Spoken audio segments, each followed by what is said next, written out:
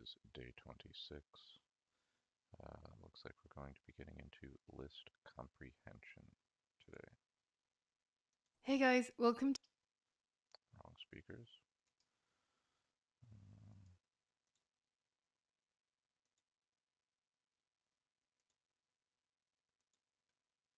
to day 26 of 100 Days of Code.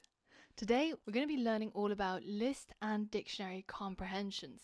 This is something that's actually really unique to the Python language, and it's something that's going to cut down on a lot of the code that we have to write when we're working with lists and dictionaries.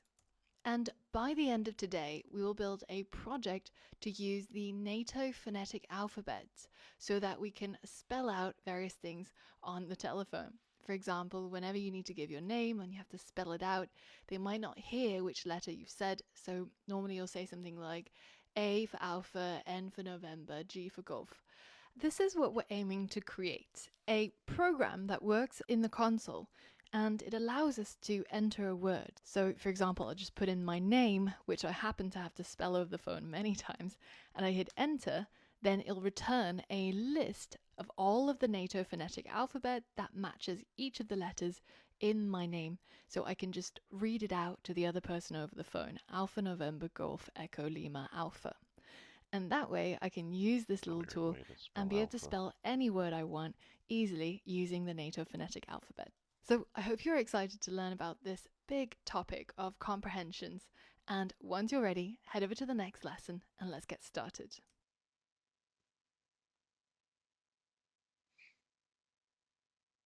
The big topic that we're going to explore today is a concept known as a list comprehension. And as I mentioned before, this is something that's really unique to the Python language.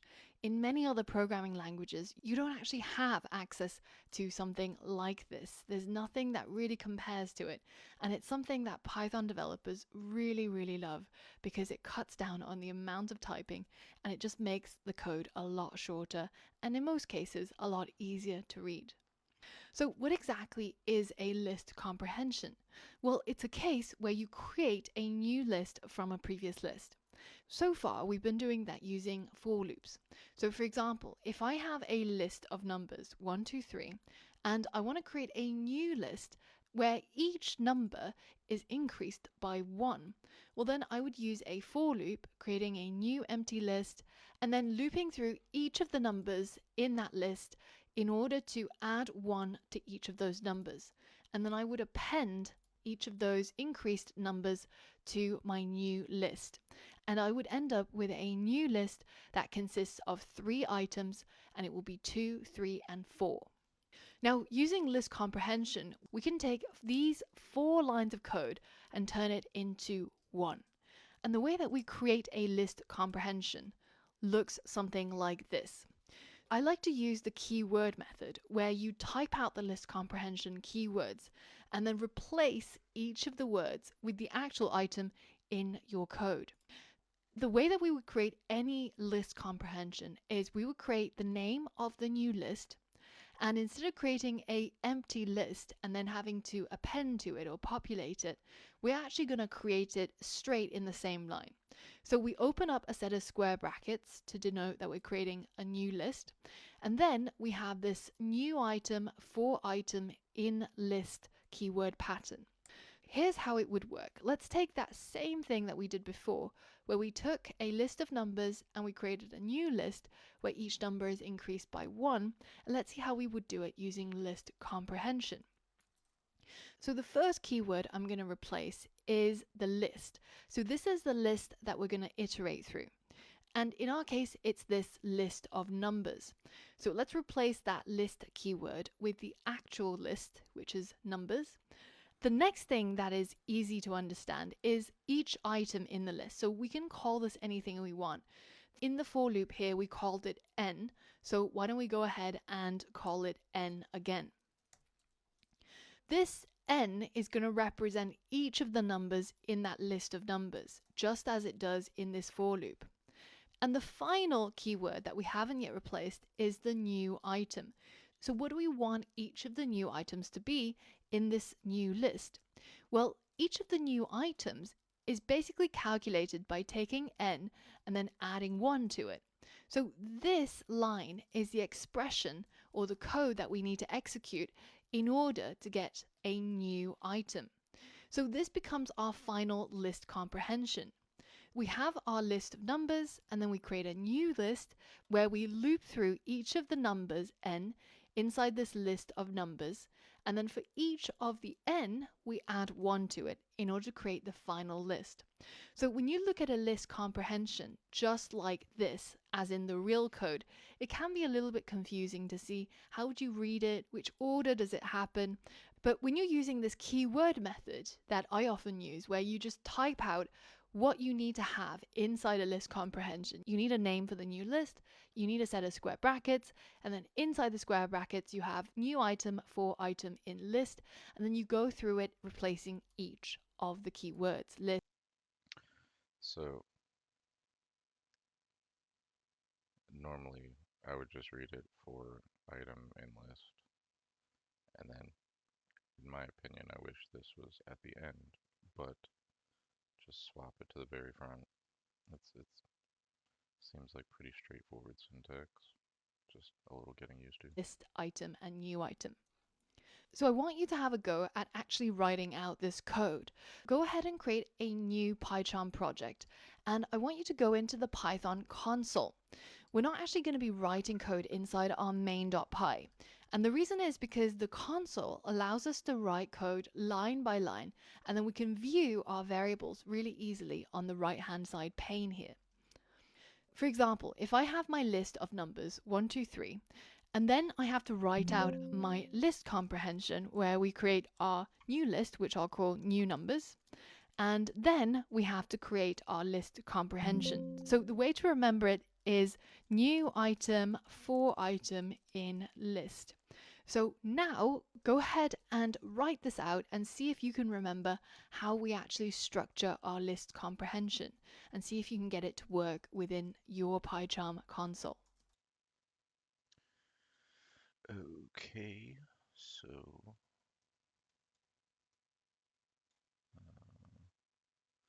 still go ahead and create a main, I think.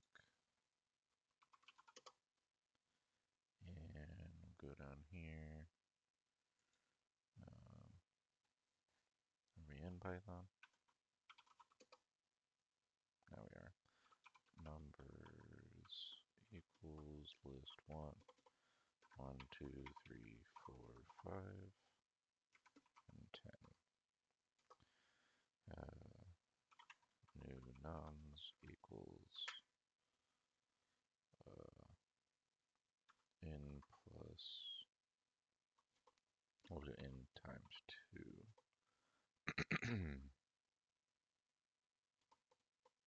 I have to put that all together for n in numbers. Print new nums. Cool. So pause the video, give that a go. All right, so our list is of course this list of numbers. So let's replace that first.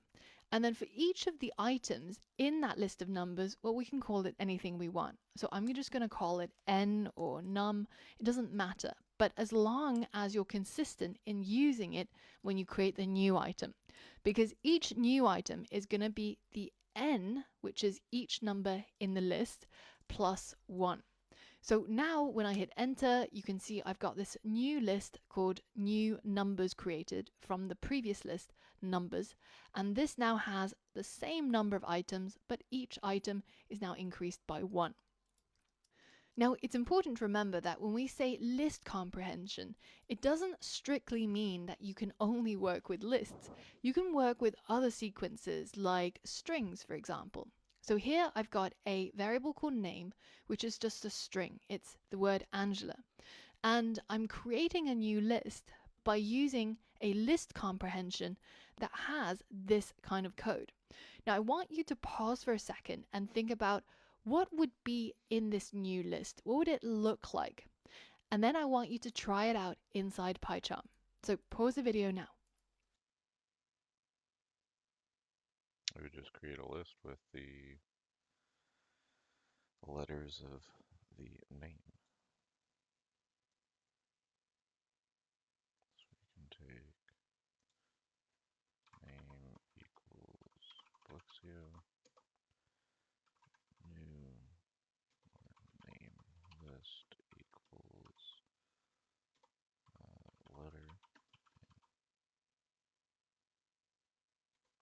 letter 4, letter in name, print name list. Okay. All right, so name equals Angela. This is the variable that we're working with. And then I'm going to create a new list, which I'll call letters list. This new list is going to be created using my list comprehension. So it's going to be letter for letter in name. And what this does is it takes this sequence, this string, it goes through each of the letters in that string, and then it adds each of the letters into this new list. So when I hit enter, you can see this is what letters list looks like. It's just split off my string into individual letters, and it's added it into a brand new list. As I mentioned, these things in Python, like a list or a string or a range or tuple, they're called sequences because they have a specific order. And when you perform a list comprehension, it's going to take that sequence and it's going to go through it in order, either be it the letters in the string or the items in a list. And then it's going to take each of those items in that correct order and then do something with it. Either add one to it, or in this case, do nothing and just add it to a new Okay, list. so you can separate Here's a like challenge for the you. iterator Can for you the math. take the range, which is also a sequence that we can iterate through, and then create a range between 1 and 5? And remember that the way that the range works is it's going to take 1 and then 2 and then 3 and then 4, but it's not going to go up to 5. I want you to loop through this range and then create a list where each of the numbers in the range is doubled. And the final list should look like this. It'll be 2, 4, 6, and 8.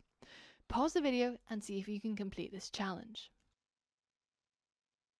Should be easy, right?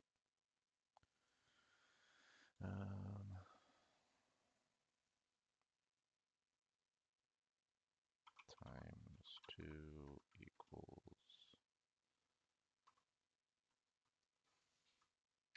we'll do num times 2 for num in range 1 to 5.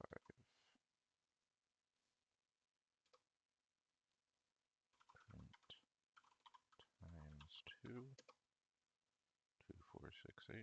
Yep, looks good to me. All right, so let's create our new list, which I'm just going to call range list. And we're going to use that keyword pattern to remind ourselves. So it's going to be new item for item in list. And this list in this case is actually not going to be a list. It's going to be a range between 1 and 5. And then each of the items, we get to give it a name, which I'll just call num. And then in this new list, what is each new item going to be? Well, it's going to be num multiplied by 2. So now when I hit enter, I get my range list, which is 2, 4, 6, 8. So it's looped through each of the numbers in the range and it's multiplied each of those numbers by 2, and then it's created a new list using each of those numbers. Now, the final thing I want to show you regarding list comprehensions is that there's also such a thing as a conditional list comprehension. This takes our keywords a little bit further. Whereas previously we stopped right here, new item for item in list, we can also tag on 2 more keywords, if and a test. What this is going to allow us to do is to only add this new item and only to perform this code if the test actually passes. Here's an example. I've got a bunch of names here: Alex, Beth, Caroline, Dave, Eleanor, and Freddie. Now, one of the neat things that you can actually do with the Python console is not only can you view what all of the variables are equal to, but you can also edit them if you have an issue. The sharp-eyed amongst you will know that I've actually made a typo in this name. It's not Elanor, it's actually spelled a little bit differently. So what I can do on the right-hand pane here is I can right-click on that piece of data that I want to change, and then click Set Value, and then actually change the data here. Now that I've got that spelled out correctly, if I type names and hit enter, you can see it's now been corrected, and this is my new list of names. So using this list of names, I'm going to try and create a new list of names, but I only want the short names. I only want the names which is made up of 4 letters or less, like Alex or Beth. The way I would do this is I would create a new list, which is called short names, and then I would use my list comprehension. And remember, in this case, the keywords are new item, for item in list, and then if and a test. So let's fill in the easy parts first. The list is going to be our list of names. The item, I can call it anything I want. I'll just call it name in terms of the singular form of names. And then once I loop through each of the names inside my list of names, what is the new item going to be? Well, it's actually going to be unmodified. It's just going to be that same name.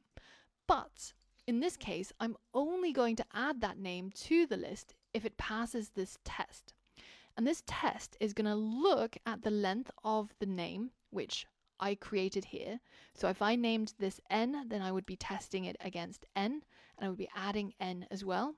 But because I've called it name, so I'm going to use that name right here in the condition.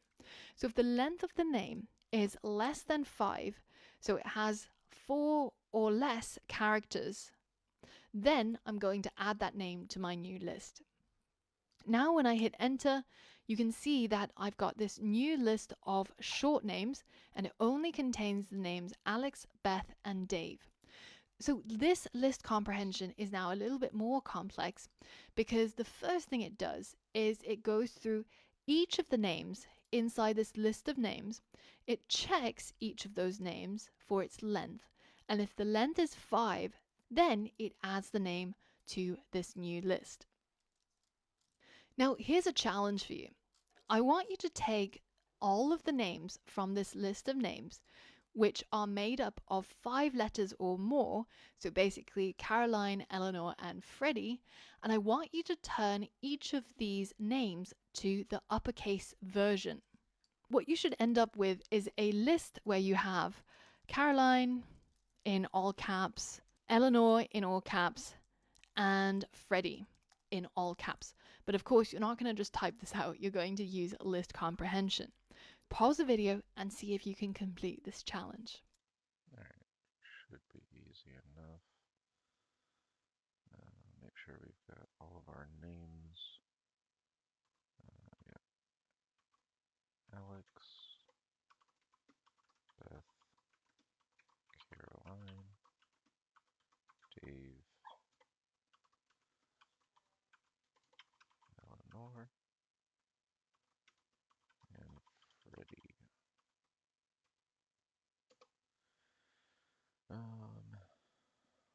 Long names. We'll do upper names. Equals name dot upper for name in names. If len name is greater than or equal to 5, print your names. Nice.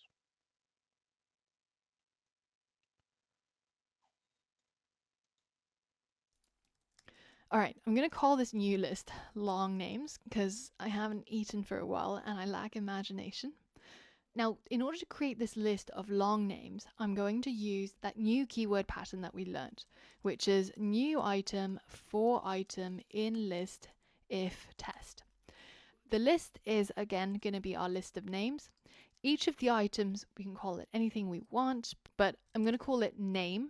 And if you find that this is too similar to this, you can call it anything you want. Nom, you can use French, you can just write N, or you can do anything you want.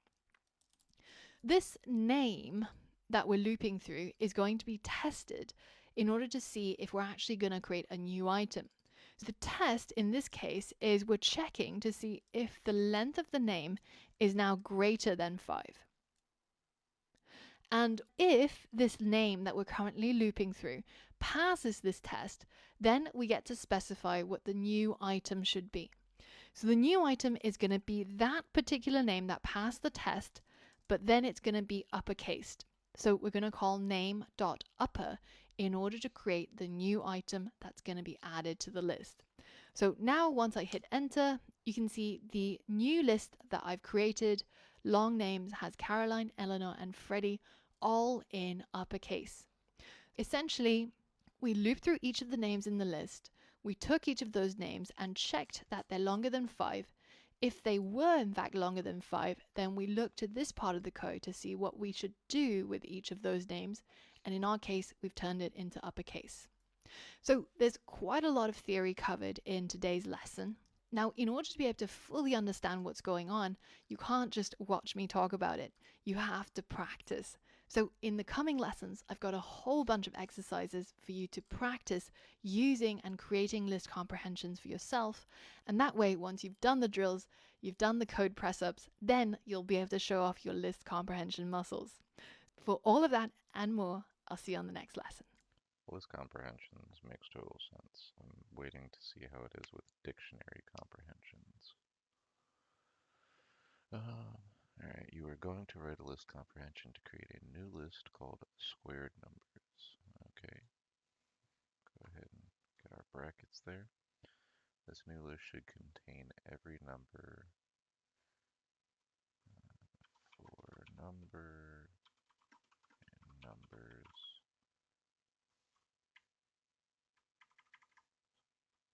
but each number should be squared.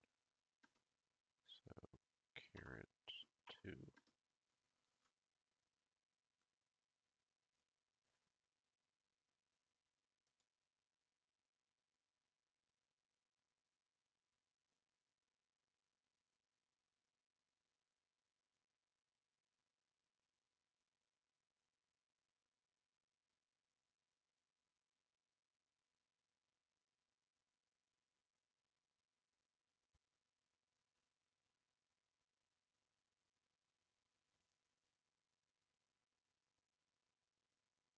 I mean, I guess we could just do number times number, but I really thought,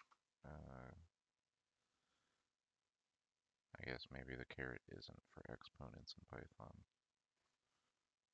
but more on that, and we should get, yeah, cool, easy day. Filtering even numbers. To filter out the even numbers from a series of numbers.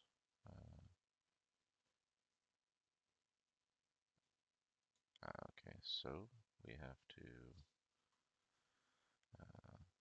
for each string in list of strings, we'll do int cast string. So that'll give us a list of those integers, and then use list comprehension again to create a new list called result. This new list should contain only, or should only contain the even numbers. Okay, so for each number in numbers, if number modulo 2 is equivalent to 0. Then we will be number. So we're not doing anything to the number. It's just going to be the number. So for each number in numbers, if that number is evenly divisible by 2 to equal 0.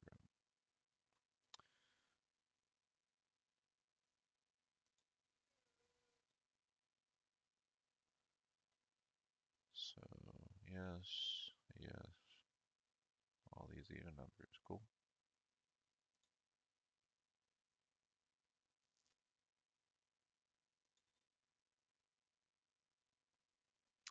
This exercise is hard. Take a look inside of file 1 and file 2. Looks like we've got our Panda series.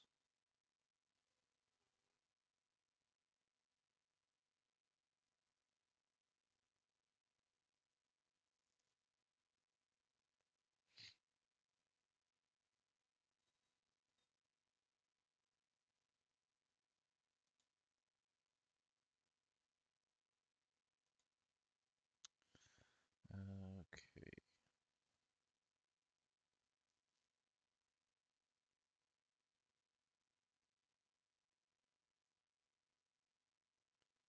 You're going to create a list called result which contains the numbers that are common in both files. So file 1 has 1, 2, 3, file 2 has 2, 3, 4. Both have 2 and both have 3. So result will be a list of those numbers. So I think if we iterate through file 1 and we check each of these to see if it exists in file 2, then we will append to results. Not really append if we're doing a list comprehension, but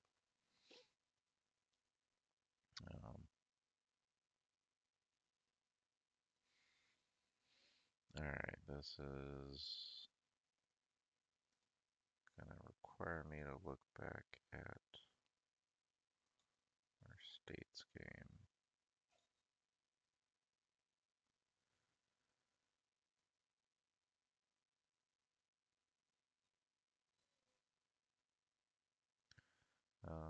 Okay, I am going to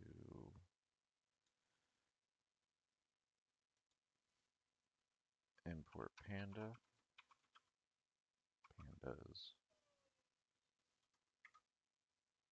Um,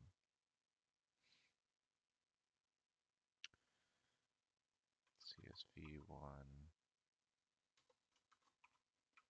equal to pandas.read CSV file path buffer 50. No, that's not the name of the file. What is, it's not even a CSV. So I guess we just need an open.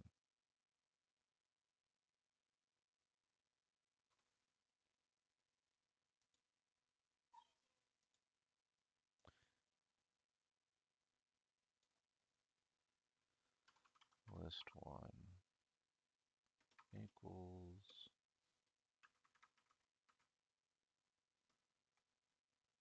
need to go farther back than here.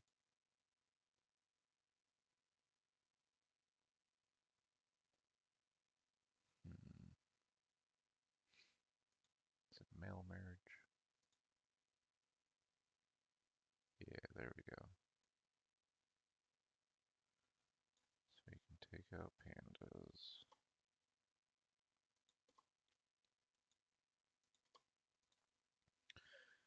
Alright.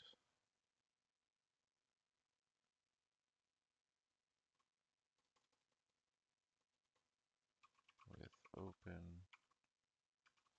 file equals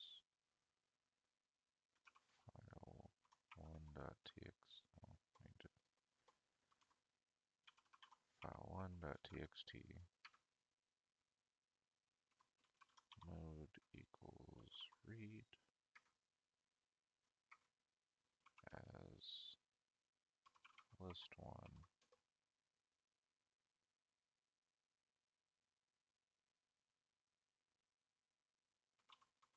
my list1 equals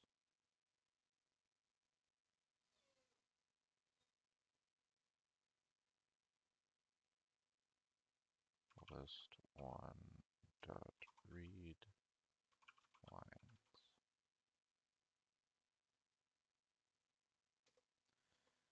And then do the same thing with our file2.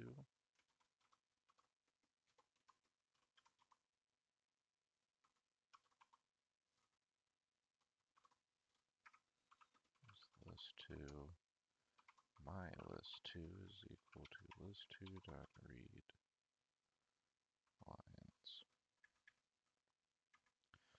I'm going to comment these out.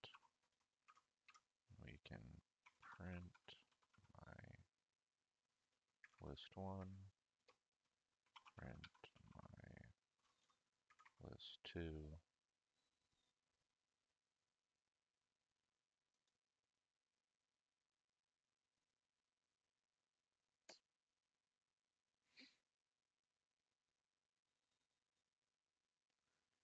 um,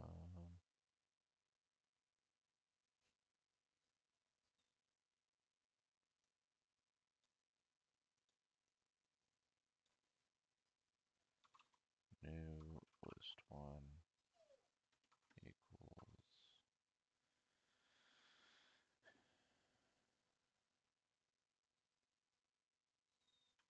for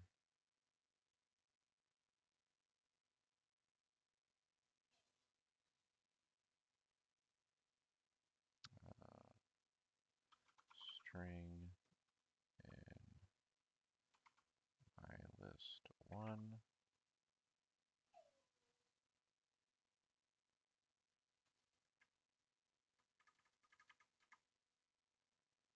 do an int cast string dot strip,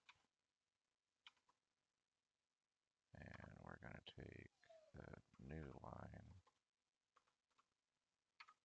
and replace it with that.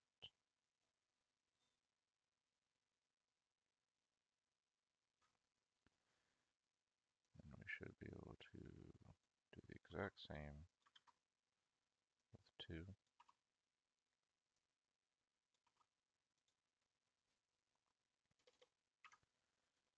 we'll print those out just to make sure.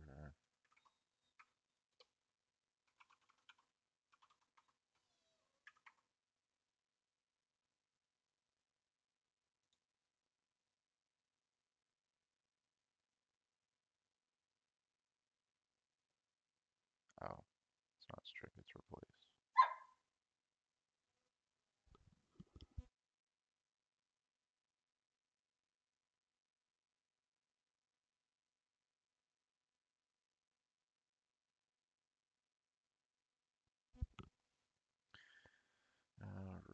Replace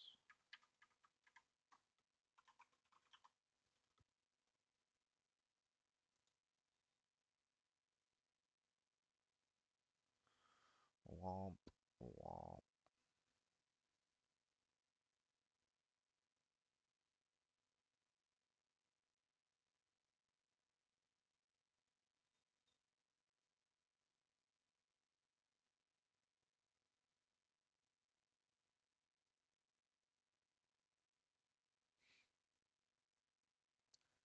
I'm basically trying to take this stuff.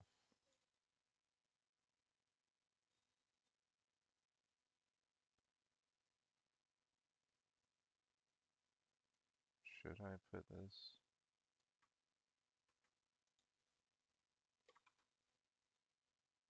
I really don't know if it matters.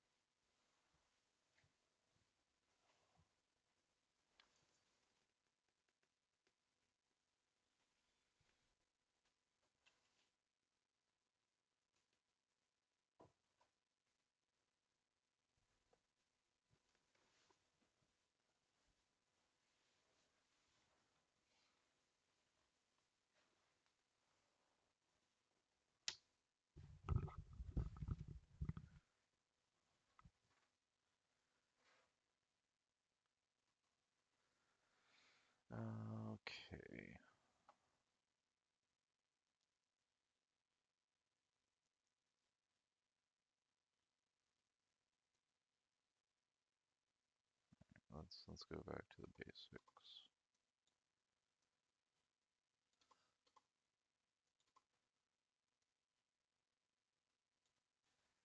We will print my list 1,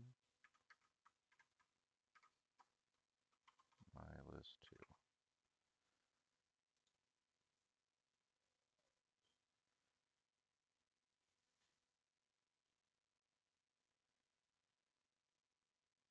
Why is it?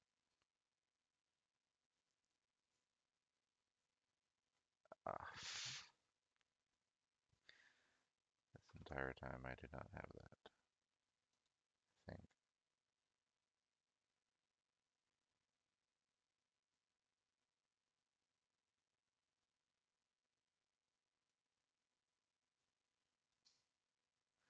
Well, let's try the list comprehension again. New list 1 equals for each string in my list 1.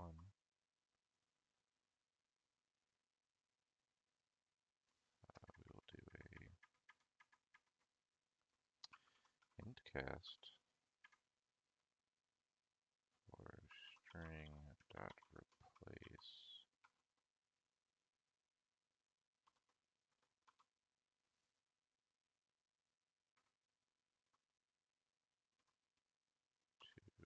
that.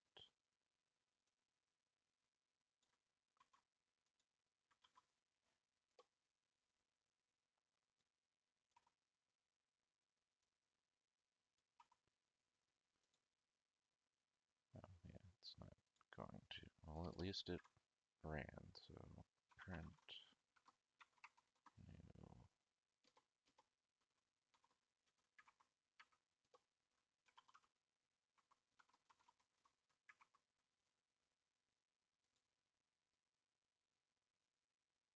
Awesome. We have our integers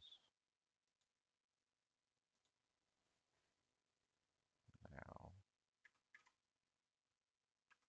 We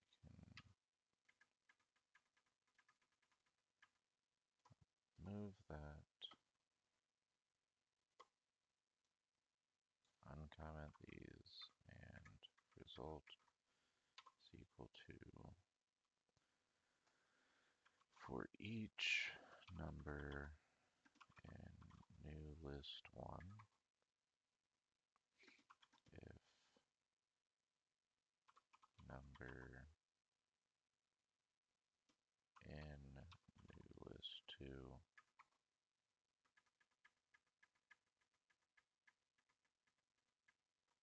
just, yeah, doing that, adding the number.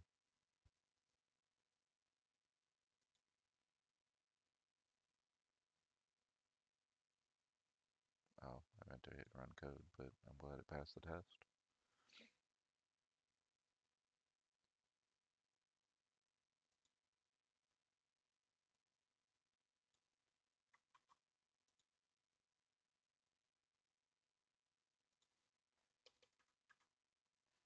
Uh,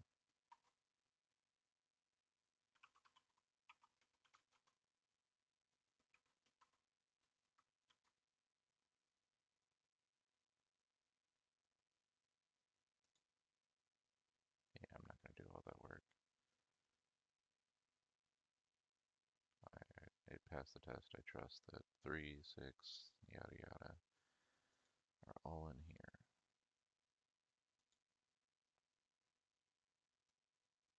So it wasn't too bad. Just got to remember to always put our parentheses. Now, the reason why we're learning about list comprehensions is because when we created our US states game, I realized that the code that we were writing could be a lot shorter if only we knew about list comprehensions. So I want you to head back over to your code for the US states game and open it up. And I want you to look at this if statement. So when the user types exit, we create a new list of missing states in order to save it to a CSV file. I want you to change this code using your new knowledge of list comprehension and see if you can cut down this code by 3 or 4 lines. Pause the video by 3 or 4 lines. Pause the video and complete this challenge now.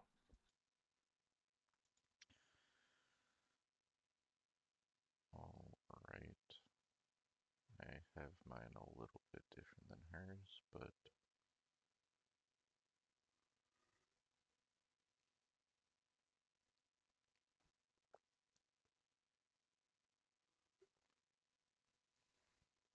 should be able to put this down here.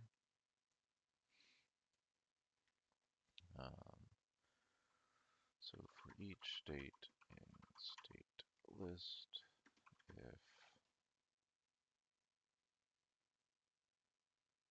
state not incorrect guesses,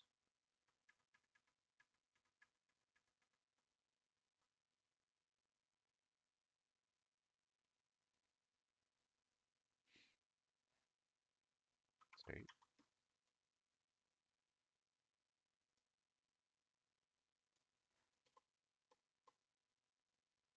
make sure that works, move that.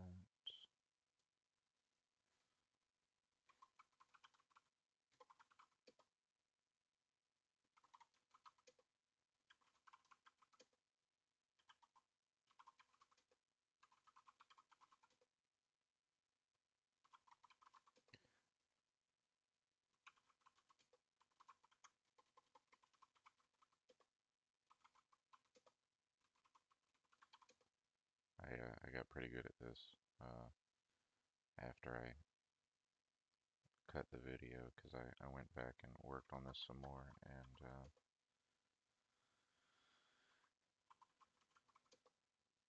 I was always forgetting what the heck state was that. Started with an M. North Dakota.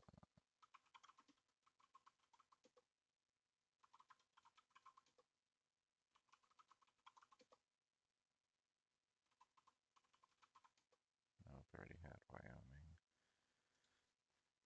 Oklahoma.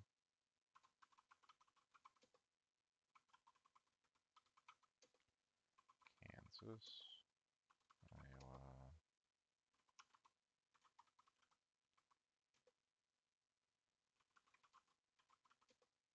Wisconsin. That's what I was always forgetting.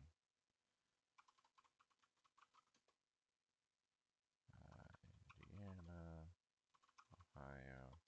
I mean, I should have put the text a bit smaller font, but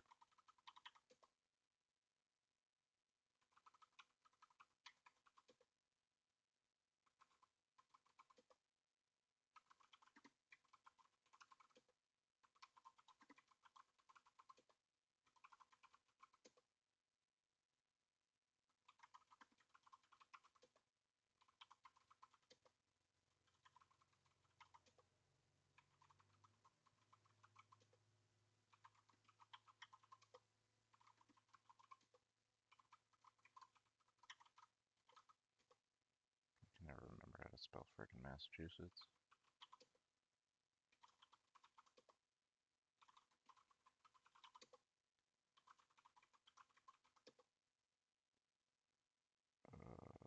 What are we still missing? Rhode Island, Hawaii, Alaska.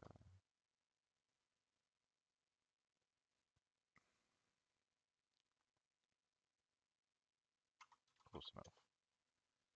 So, our missing states is Massachusetts, Nevada.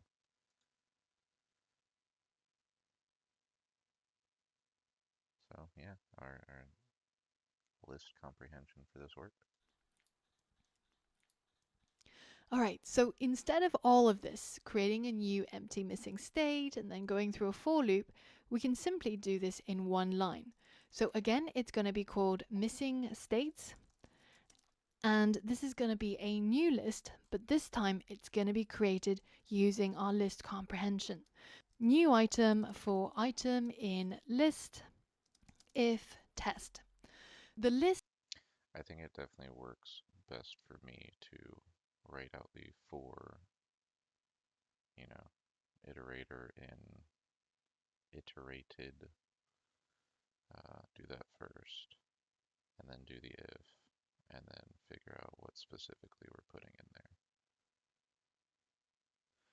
Works for me. in this case that we're looping through is all of our states. So we're going to replace that with all states. Now, each of the items is basically a state in that list. And the test that we're going to make is to see, well, if the state is not in the guessed states, which has states added every time the user makes a correct guess. So we can basically take this part of our previous code and put it here. And in that case, then we're going to add this particular state, which passed this test, into this new list. This one line basically will replace all four of these lines, and it cuts down dramatically on the amount of code. And it reads relatively well as well. Add a state to this new list if we loop through all the states in the list of states, and if that state is not in this list of guessed states. List comprehensions are super popular with Python developers, and I hope through some of these exercises you can see why, just in terms of the sheer amount of code that it cuts down on and how much it simplifies things. Now, in addition to list comprehensions, we can also do comprehensions with dictionaries. So in the next lesson, that's what we're going to be looking at. The part that I'm Now that you've seen how list comprehension works, it's time to learn about another type of comprehension, dictionary comprehensions. This is also super useful because it allows us to create a new dictionary from the values in a list or in a dictionary. For example, we could write out our keywords like this. We're going to create a new dictionary called newDict, and it's going to be created using this curly bracket now instead of square brackets.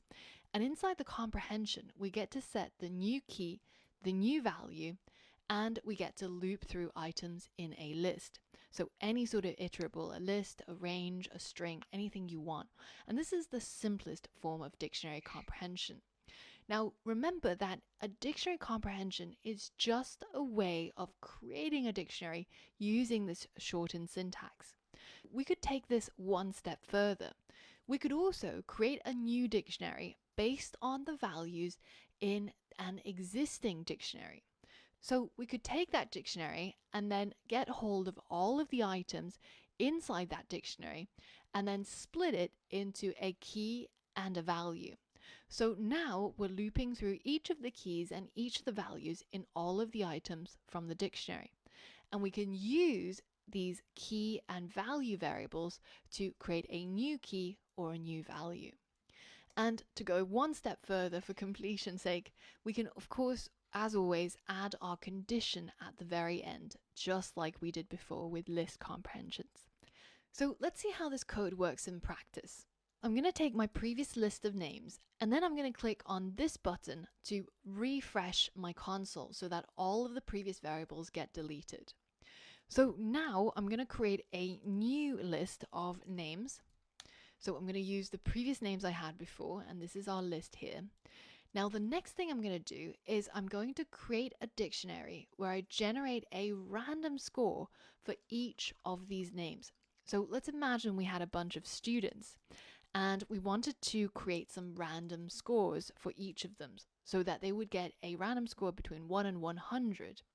Now, for the teachers out there, I really hope this is not what you do when you generate student scores. But essentially, we want to create a dictionary which looks something like this.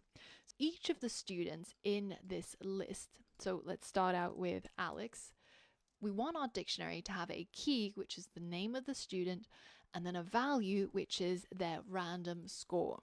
And we want to continue through that list of names until we've generated a random score for each of them. that's the goal, and now we have to use our dictionary comprehension. Remember, when we're creating a new list using list comprehension, we're using square brackets, but now we're creating a dictionary, so we're going to use curly brackets. Now, inside these curly brackets, I'm going to put down my usual list of keywords. So it's going to be a new key, colon, new value that we're going to be adding to our new dictionary. And then I'm going to do a for item in list. In this case, our list or our iterable is going to be our list of names. Now, even though in my keywords I always use list, it's just easier to imagine, but it's actually in fact any sort of iterable like a range or a string or a tuple. Once we've got our list of names, we're going to name each of those names something, and I'm just going to call it student. So we're looping through all the students in our list of names here. And for each of those students, I'm going to create the student as the new key. But the value is going to be a new random number. So in order to create a random number, I'm going to have to first import the random module. So I've cut out my previous code, imported random, and let's paste that code back in. So now we can replace the value for each of these dictionary entries with random.randint, and we can generate a random number between 1 and 100. So now when I hit enter, you'll see our new student scores dictionary being created, and you can see we've got all of our students in our list of names, Alex, Beth, Caroline, etc. And each of them now have a new random score. So it seems like everybody did pretty well, other than Eleanor, I guess. Random score generating seems to work. Now, the next step, we're going to take this a little bit further because this was quite simple. We just did what we did before, which is looping through a list. But now I want to loop through a dictionary. Luckily, we've now created this brand sparkling new dictionary, our student scores, and I want to use that dictionary in my next dictionary comprehension. So the next thing I want to do is to be able to create a dictionary called past students.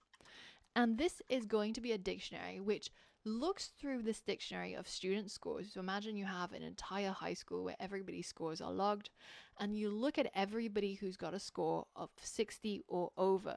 And then we're going to say, well, those people have passed and everybody else has failed their year.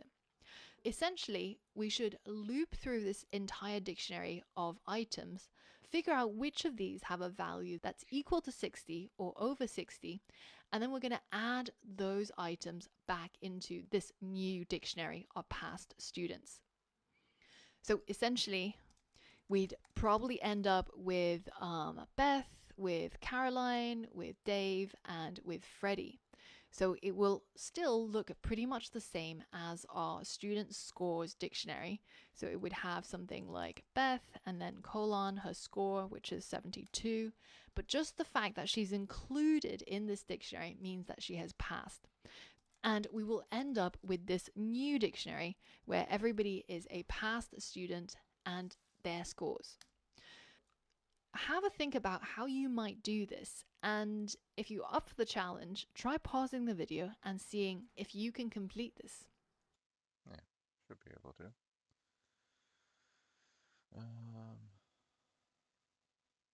Trying to figure out how I can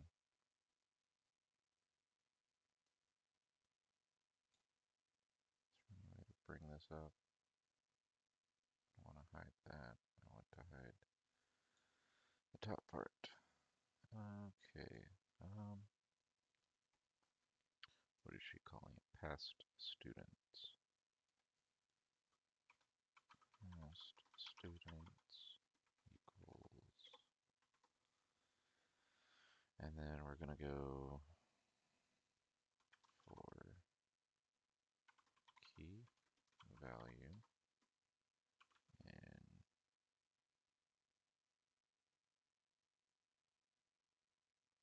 student scores dot items if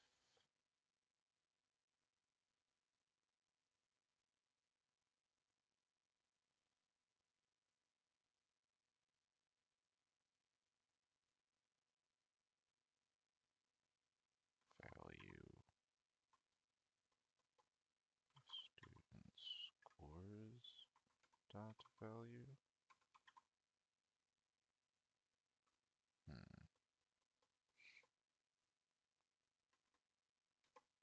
Student scores key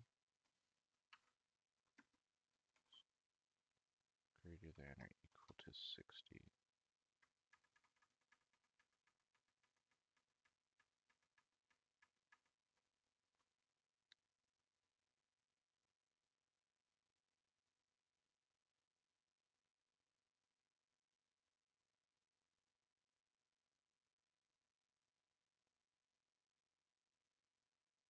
Okay, it should just be key value.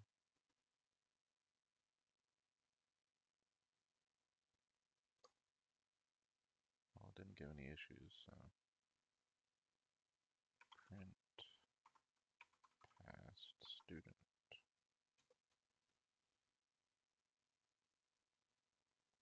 Well, I guess since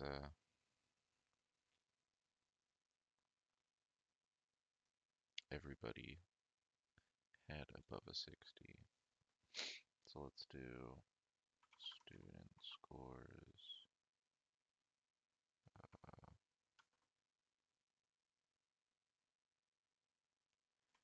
Gary equals 55. So print student scores. We have Gary at the end. Once again, we will do our past student, print past student, and Gary is still not in there, so looks good to me. As always, we know that we're going to create a new dictionary, so curly braces, and then it's going to be our new key colon new value, and then it's going to be for. And now, because we are looping through this dictionary and we want to get hold of each of the values, we're going to use the method that we saw in our previous slides. So we're going to get hold of each of the keys and the value from our dictionary. And then after the in keyword, it's the thing that we actually want to loop through, which is our dictionary.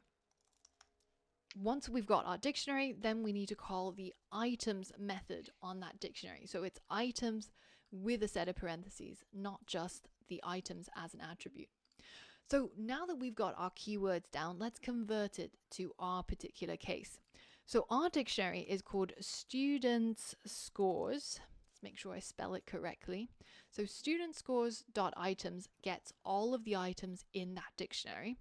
And then for each of the keys, which is going to be student, and for each of the values, which is going to be their score, we're going to loop through this dictionary.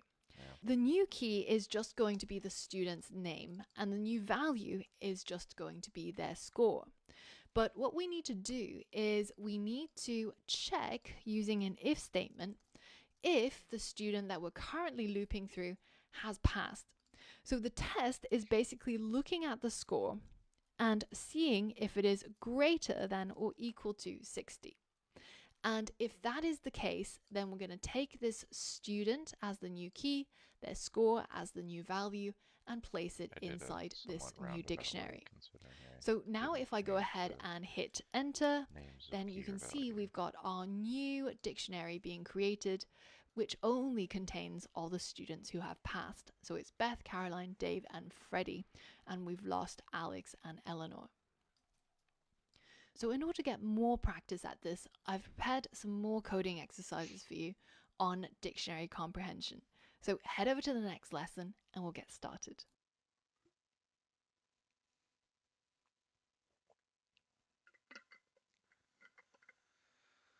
All right. To create a dictionary called result,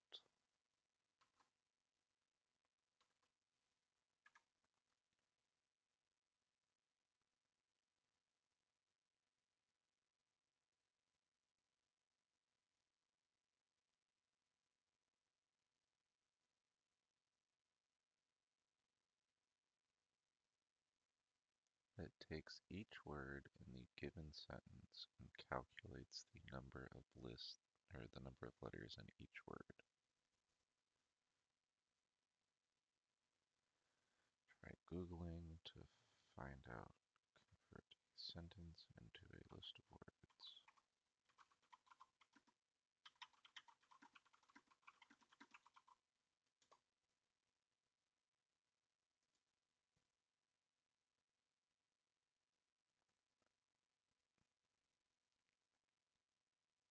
That's it.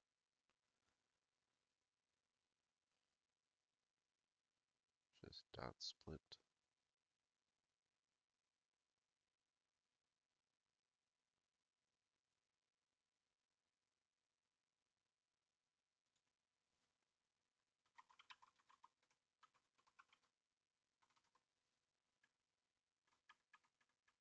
So for each word in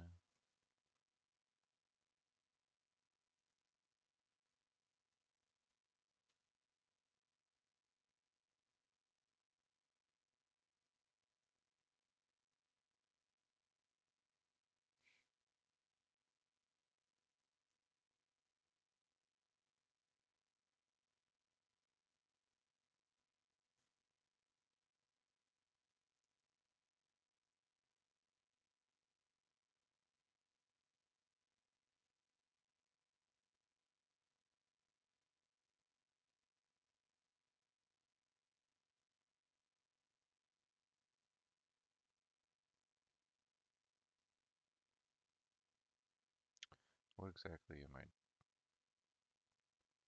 takes each word in the given sentence and calculates the number of letters in each word. So am I just doing word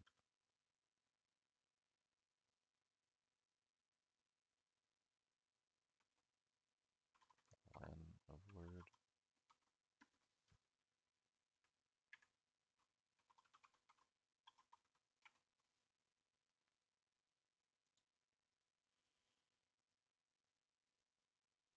What is for? Yeah, yeah.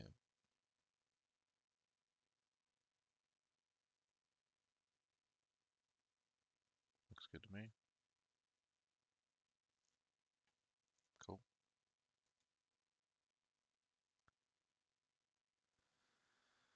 Okay. Create a dictionary called WeatherF.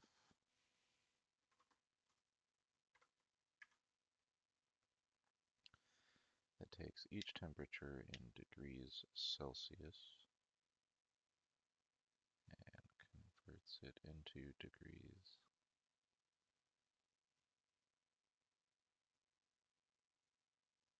Okay, easy enough. So for each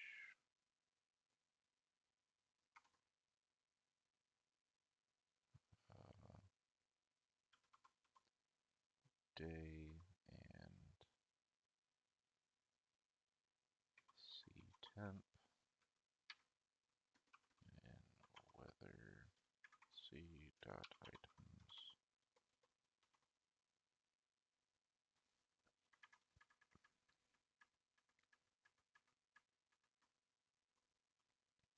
we'll do day and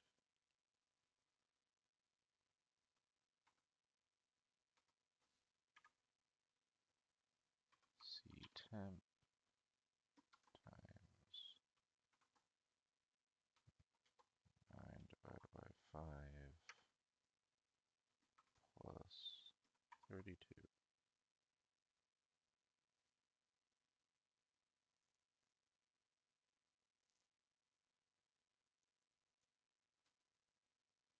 That should work.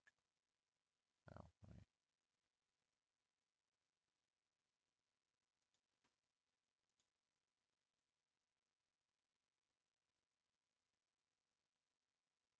went a little bonkers there, but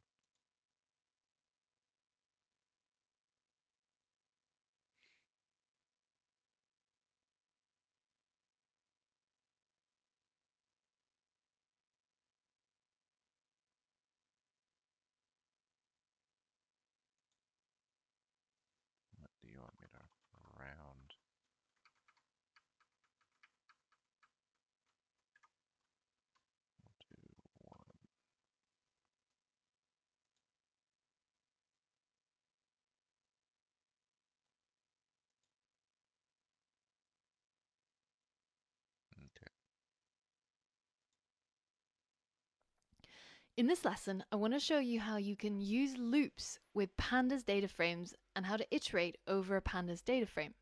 So here I've got a simple dictionary. I've got two keys, student and score. And under student, I've got a list of student names, and under score, I've got a list of their corresponding scores. Now, we know that we can loop through a dictionary very simply by creating a for loop, and then we say, well, we're going to go through each of the key and values inside this student dictionary, and then we're going to get all of the items in order to be able to loop through it. So now when I print each of the keys, you can see that it goes through the dictionary and prints both of the keys. And similarly, I can get it to loop through both of the values. So this is how we've been looping through dictionaries, and we've been using it in our dictionary comprehension. Now, you can loop through a data frame in the same way that you loop through a dictionary. In a lot of ways, you can consider a data frame pretty much as if you're working with a Python dictionary. So I'm going to go ahead and import pandas, and I'm going to use pandas to create a new data frame, and it's going to be created from our student dictionary. So you've seen all of this before, and I'll just call this student data frame, and I can print it for you to see what it looks like. So this is our data frame. It looks like a pretty standard table with the first column being all of the indices. So at 0 index is this first row, and that basically denotes the index of each row. Now working with this data frame, we can actually loop through a data frame using the same method as before. So we can say for key, comma, value in our student data frame dot items. So if I print each of the keys, you can see it's just going to give me the titles of each column. But if I print each of the values, then it's going to give me the data in each of the columns. Now, this is not particularly useful because it's basically just looping through the names of our columns and then the data inside each column. This is why Pandas has a inbuilt loop, and it's a method called iter rows, and it allows us to loop through each of the rows of the data frame rather than each of the columns. And the way that we do that is we again use a for loop, and then we can get hold of each of the index inside each row, so that corresponds to the number in that first column, and then we can get hold of the data in the row. And then we can say for index row in our data frame, which is student data frame, and then it's that method dot iter rows. And now I can loop through each of those rows and print out either the index for each of those rows. So you can see that this is going to print out our data frame here, and then in order to print out each of the index, it's 0, 1, 2. But I can also print out each of the rows. So now I get the first row has a student and a score, the second row has a student and a score, and the third row has a student and score. So each of these rows is a Pandas series object. So that means we can tap into the row and then get hold of the value under a particular column by using the dot notation. So we can say row.student, and now when it goes through the loop, you can see first it's going to print out our entire data frame, and then it's going to print out each of the students inside that data frame. Now I can also say row.score, and now it's going to give me each of the scores inside the data frame. And I can even do something like this where I say if the row.student is equal to Angela, well then we can print that particular row that we're currently looping on dot score. And this way we would get the student Angela's score, which happens to be 56, as you can verify here. Okay. Now we're finally ready to tackle our project, and this project is based on a real life struggle that I have. Often, when I'm calling a company and over the phone, I have to give some sort of details, right? They'll ask me, "What is your name and can you spell it?" So I'll have to be like Angela, and they're like, "Wait, was that an E? Was that a B? What did you say?" In these cases, often I have to sort of default to some sort of naval alphabet where I say A is for Alpha, N for November, G for Golf, and then at some point I forget what E stands for. I'm like, E for elephant? And there have been times where I've just completely taken the mick and said things like M for mnemonic, P for pneumonia, W for wrench, which doesn't make any sense at all because these are silent letters. And I've had some very angry people, but it was quite fun. So now what we want to create is we want to create a tool that takes the NATO phonetic alphabet, which was generated Huge because it's fortnight. often really, really important for the other side to know exactly what it is that you said and which letters you're spelling out so that they don't mistaken your E for a B or your T for a C because it all sounds really similar. Head over to the course resources page where you can find the starting files for the NATO alphabet project.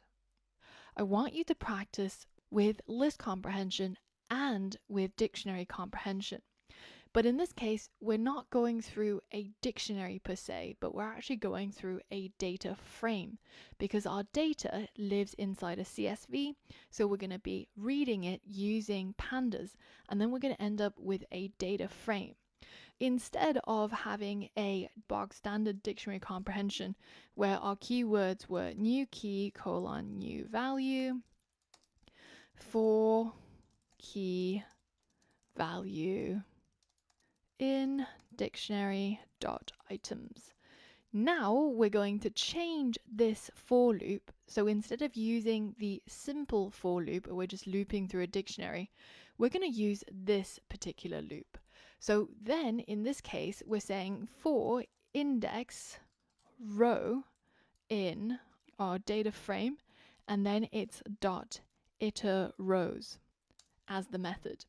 So basically, I want you to use this different loop in order to loop through our data frame and then create a new dictionary using a new key and new value. So what exactly is it that I want you to do with this? Well, I want you to be able to take the CSV of NATO phonetic alphabet and I want you to do two things to it. The first thing is for you to create a dictionary in this format. The format is basically the key is going to be the actual letter, so maybe A. And then the value is going to be the corresponding code for the NATO phonetic alphabet. So A actually is for alpha. And then the next one is B, which stands for Bravo. Essentially, we're going to take this CSV and we're going to convert it into a dictionary in this particular format, where the keys are the letters inside the CSV, so that first column, and then the values are the corresponding code words for each of those letters. And the reason why we're talking about iter rows and how to loop through rows of a data frame, instead of just getting you to get hold of the data frame and then just say to dict like what we did before, is because it's not going to give it to you in this particular format. So you're going to have to use what you've learned about dictionary comprehension in order to create a dictionary in this particular format. And then once you've created a dictionary in this format, then the next step is a lot easier. You're going to create a list of the phonetic code words from a word that the user inputs. That way, the user can use the input to type a word. So, for example, Thomas. And then when they hit enter, they get a list printed out that is the phonetic alphabet code word for each of the letters in their input. So Tango Hotel Oscar Mike Alpha Sierra, which they can then read back using our little tool. I would say that to do step one is a lot harder than to do step two, but essentially to do step one is a dictionary comprehension, creating a dictionary in this format from this CSV, And to do number 2 is basically completing the project and being able to create and print out a list of the code words based on the word that the user inputs. So I want you to pause the video, have a think about how you might solve this, and then go ahead to the course resources and download this starting zip file so that you can open it up inside PyCharm and create your project. Pause the video and give that a go now.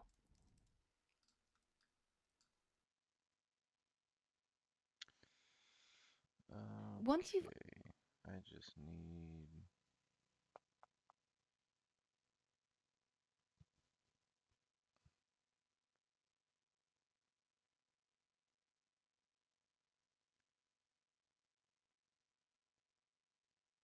Not sure if I'm already looking at part of the solution.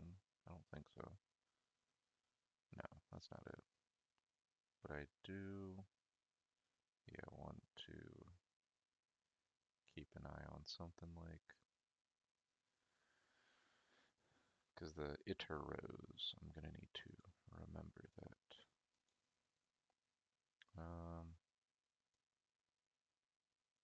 Okay, yeah, it's already all here. But I will say that this is getting changed to the proper alpha. Make sure the rest of these, yeah, looks good to me. Okay. So for each key value in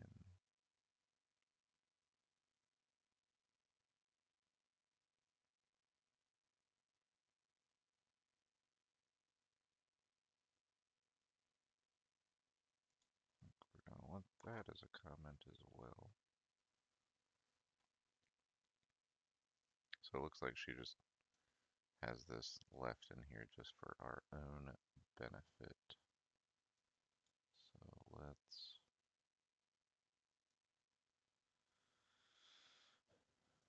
rock out. Okay, for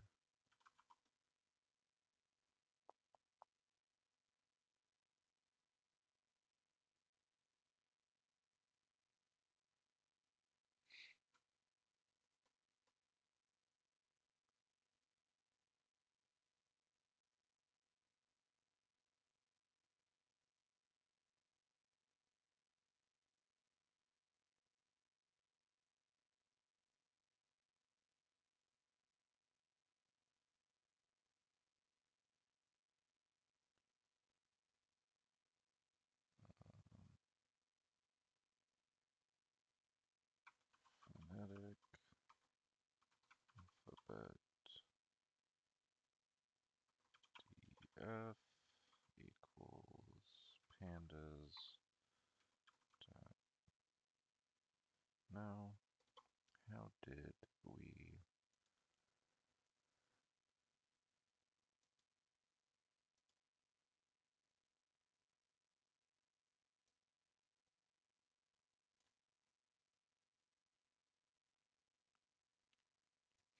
Okay, so we need something like this.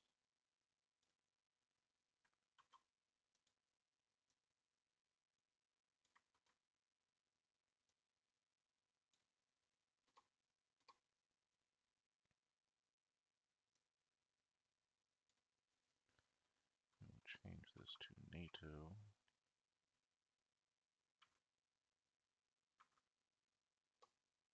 Let's go ahead and print.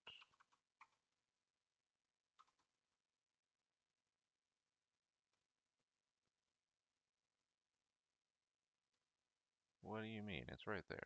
Oh, that's right, because I have to actually like import it, or install, whatever. Give that a second. Make sure, will it even print that way?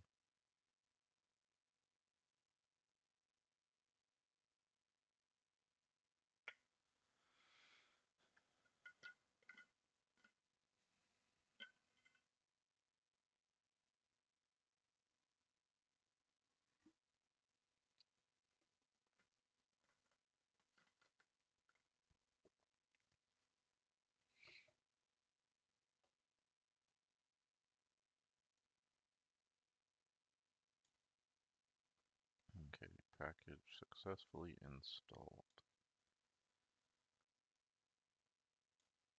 Now let's see what happens. Alright.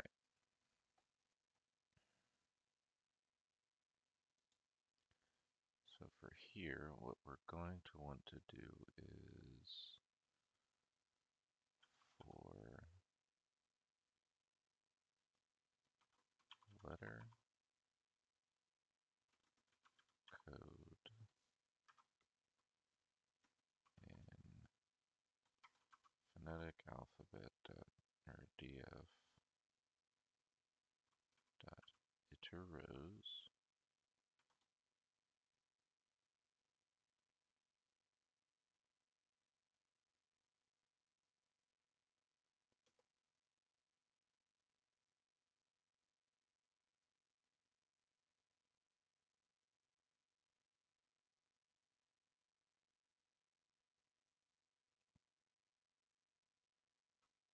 Actually, no, we're doing a comprehension, so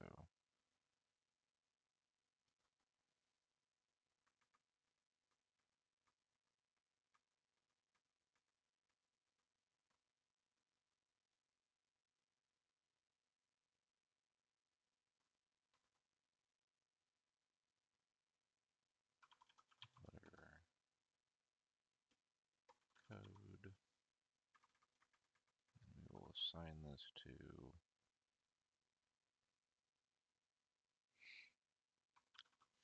phonetic alphabet dictionary.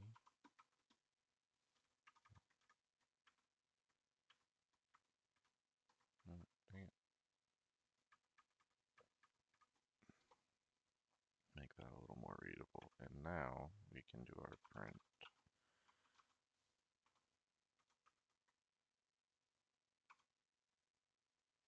See what that looks like.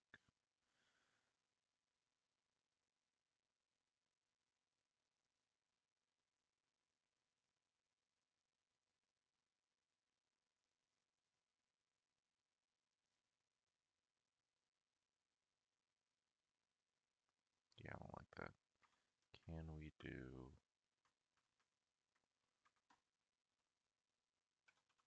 phonetic alphabet dot letters?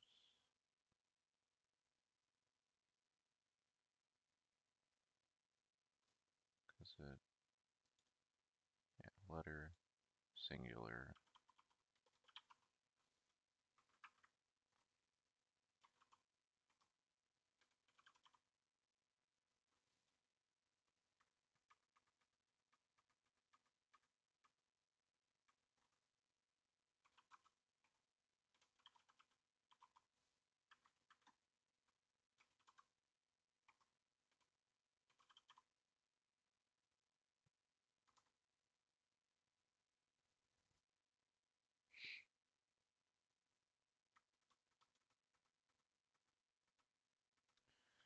Did not like what I did.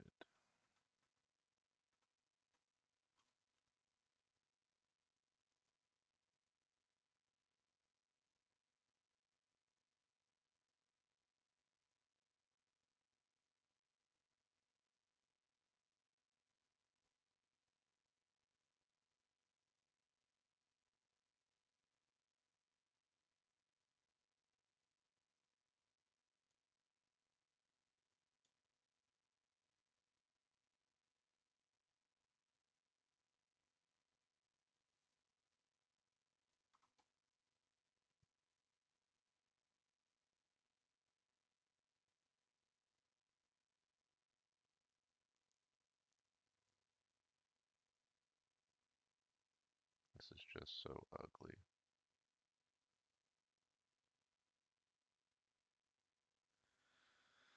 I think I need to refer to around Enter, here. they get a list printed out, the input list of the phonetic code words.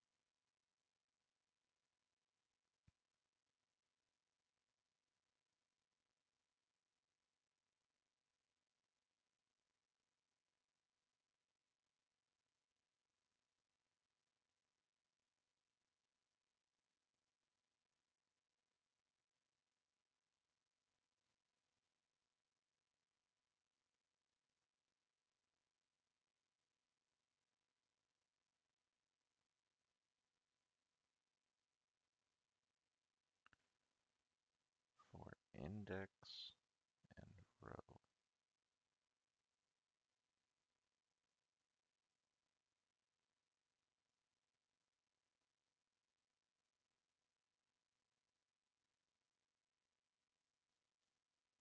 Like the syntax is just so bizarre once you're throwing in data frames. Like I was with list comprehensions, easy. Dictionary comprehensions, not bad. Throwing in data frames, like yesterday I had to go back after filming and work with it some more to fully wrap my head around it. And I was getting it. I got it. And then, you know, less than 24 hours later and you throw this in and it's just I feel useless.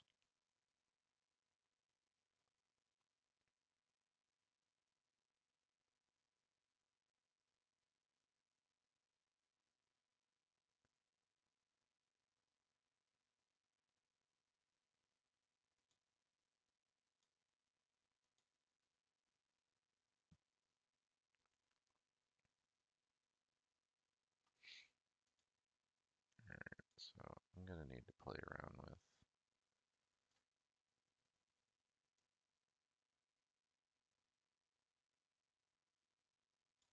what she has here.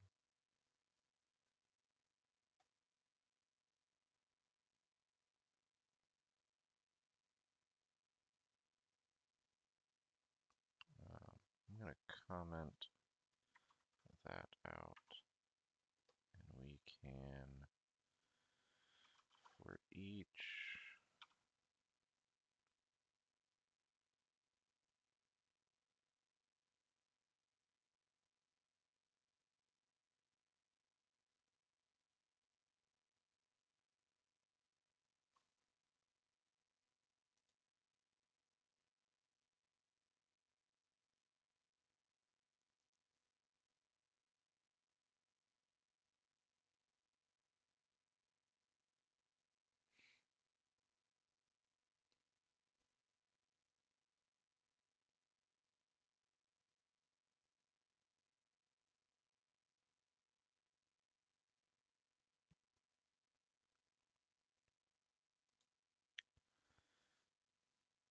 sure, for each index, row, in phonetic dot iterows.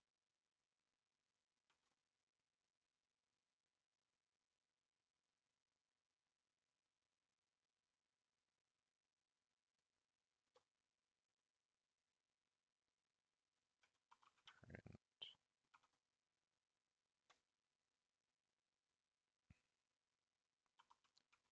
row dot letter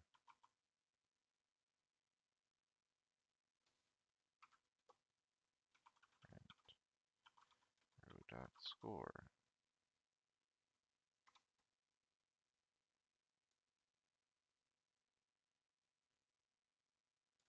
I did mean code. You are correct.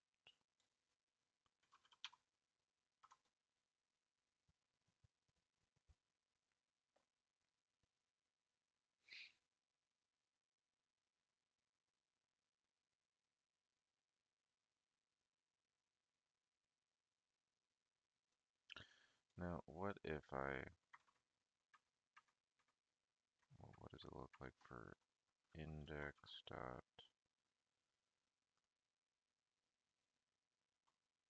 0? It already doesn't like that.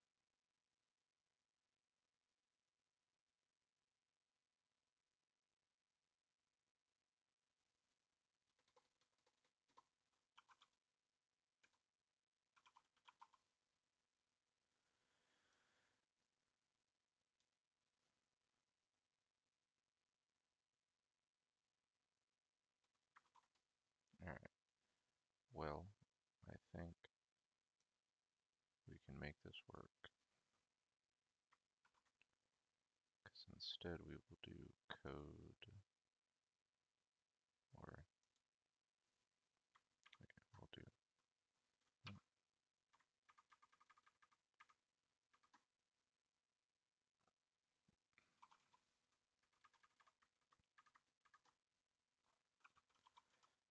index. This will be row.code and row.letter.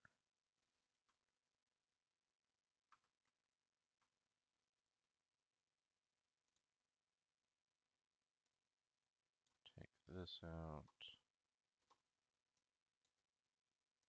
Probably take that out too. And uncomment. Come on now. Alright, we have miraculously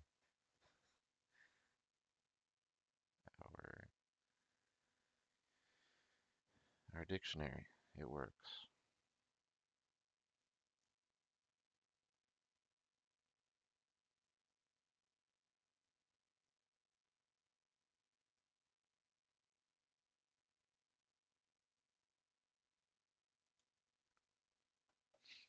Okay, so that was to do one.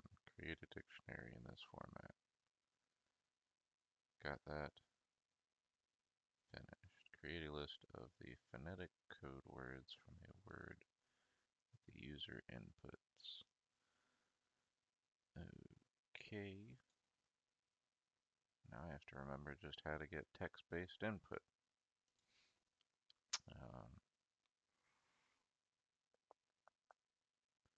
We will do my word input equals input.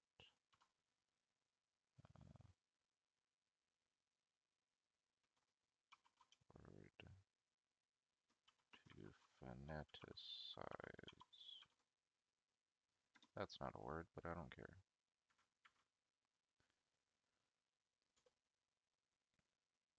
And we will also to upper.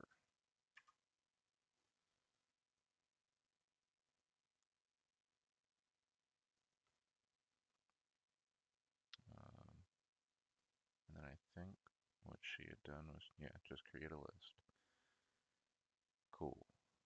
We can create a list. We know how to do that.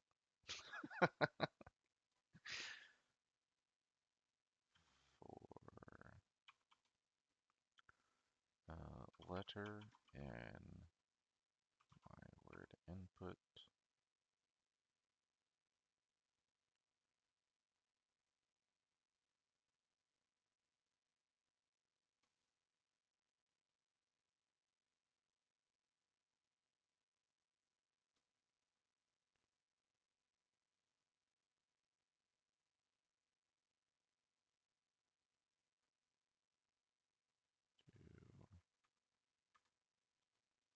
Don't need an if statement, I don't think. I think we just need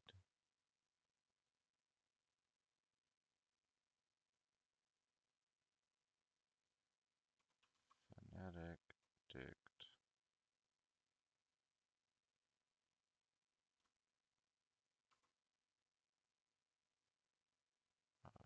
Yeah, letter, right? For, then we take all of this.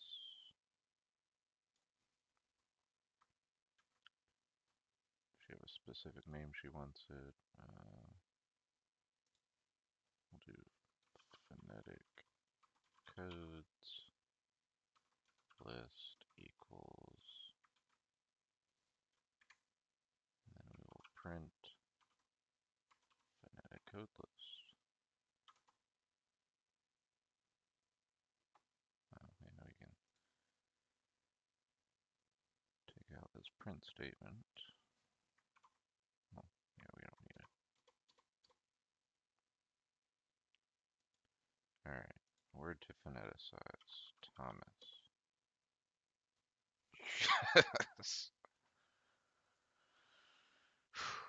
It's like it only took all of 5 lines of code to do that. But man, just like everything that you're cramming into that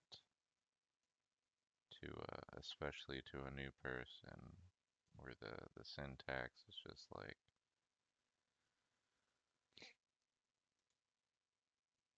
I mean, I am surprisingly like kind of following, but sheesh.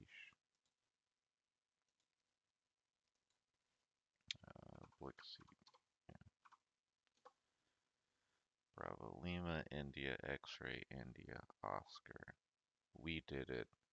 Bada boom, bada bang. This starting zip file. Let's get to it, Once you've Angela. unzipped and We did opened it. up the starting file inside PyCharm, this is what you should see. There is a CSV file that contains each of the letters and the code word, and there's also our main.py with some of the example code that I showed you in the last lesson. Now, if you don't know how to complete this challenge, especially step 1, I really urge you to go through this example code and just go through each of the different types of loops and see what it is that you get when you print the key or the value, and in this case, when you print the index or when you print the row, and then see what happens when you get hold of some of the items in the row. And seeing how maybe the row.student or the row.score works. Once you've fully understood this, then it should be relatively easy to complete step 1.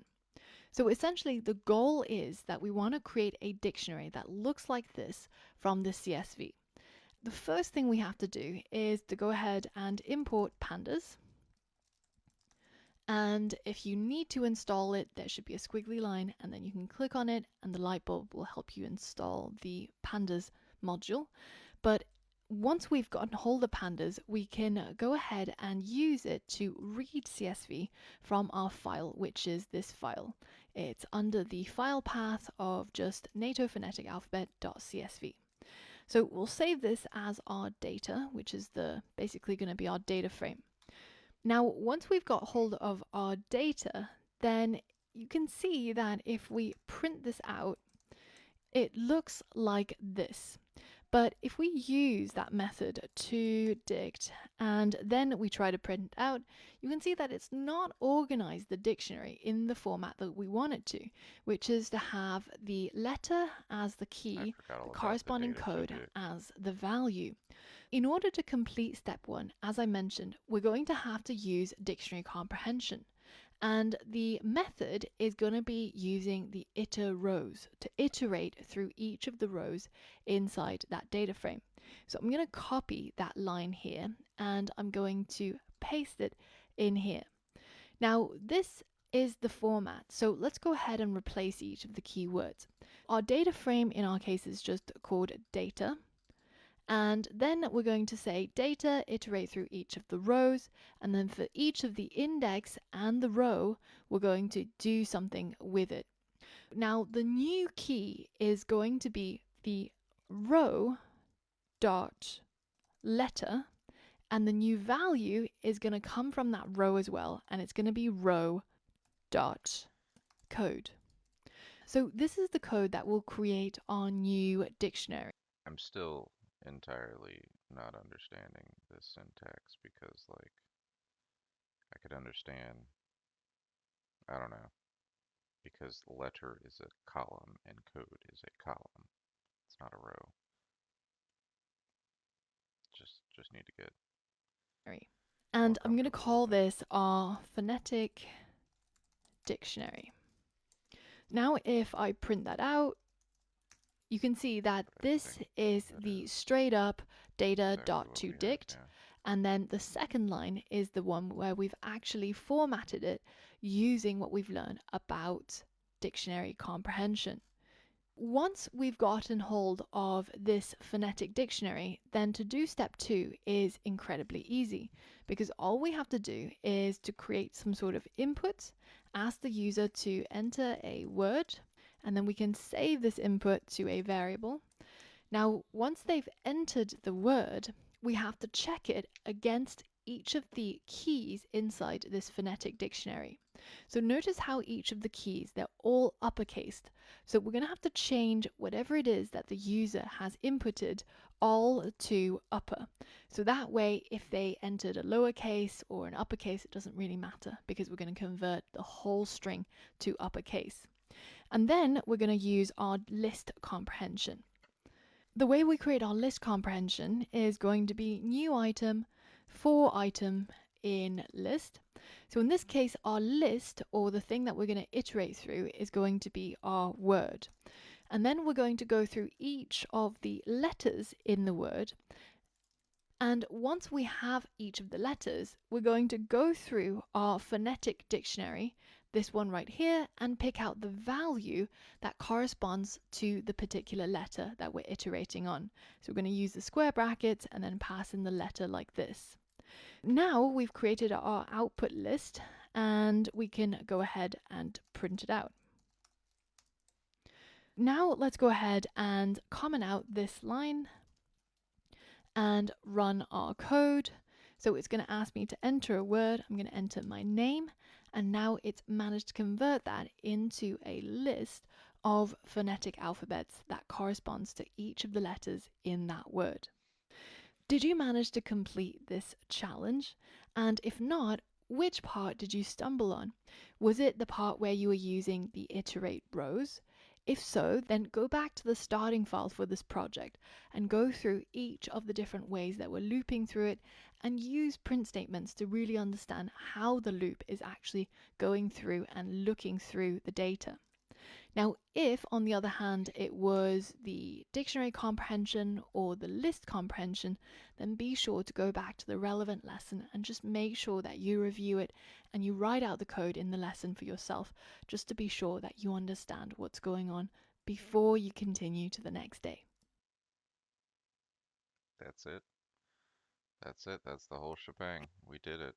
Day 26 in the bag. We are over a quarter of the way through this whole thing. Feels like we've already come so far, but it also feels like, sheesh, we have so much more to do. So it's exciting. It's scary. Uh, it's good. Like, there's so much to remember, and even like doing this daily, I feel like I'm forgetting things. So like, I I I mean, there's been a few days where I've like had other things and I wasn't able to do something like each and every single day. Um, but like I'm trying to keep consistent with it, and it still feels like I'm forgetting some things. But I see the importance of doing it every day, and yeah, we kept it under 2 hours today, which is it. Today was almost half as long as yesterday was, so I will take that as a win. It is Thanksgiving. I'm going to go spend some time with family and eat some great food that my wife has cooked. And yeah, Angela, this is for you. You stopped giving the videos at the end for encouragement, and I really think that I could use those now more than ever. I am thoroughly enjoying this, but man, syntax is a beast sometimes. And thank you. And if you're still watching, I hope you enjoyed. And yeah, I will see you. Let's see what we have for tomorrow. T. Kinter, star args, star quargs, and creating GUI programs. So it sounds like a great time. It also sounds like it's going to be, I don't know what the heck a quarg is, KWARG, but we're going to find out tomorrow. So I hope that you watch that and join me. And I hope you're learning as well. So I will see you then. Enjoy your day.